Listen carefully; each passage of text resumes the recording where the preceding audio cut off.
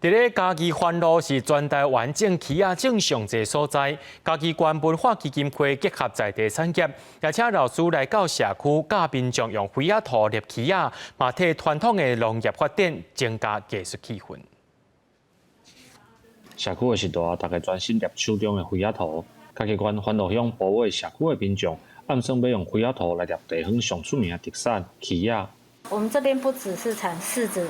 不仅是水果果干，它连叶子都可以做成茶叶，所以我们把它做成一个有功能性的，就是一个杯碗，就是茶碗这样子。结合咱地方产业吼啊，伫这个尤其咱部位这边是起亚啦吼啊，这因为这时代人吼，每一年吼拢有咧接触这吼啊，对这个哦来做这个艺术品的话，对因来讲是比较熟悉的一部分啦。虽然社区有种真侪起亚，但是用碗做模啊，摕灰仔土来立起亚，对时代来讲也是真特别的体验。甚至佫有少年人知影有这种课程，专攻来学。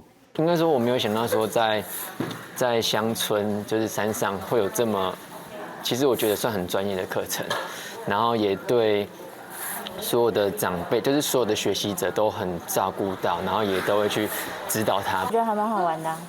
为什么？因为想捏什么就可以捏什么，对。只是如果你比较天马行空一点，你可能可以捏很多你喜欢的造型。嘉义县文化基金会艺术下乡的课程，结合在地产业，毋能协助社区艺术的发展，嘛，互社区的人会当伫有闲的时阵，增加新的生活趣味。记者林伟霆，嘉义报道。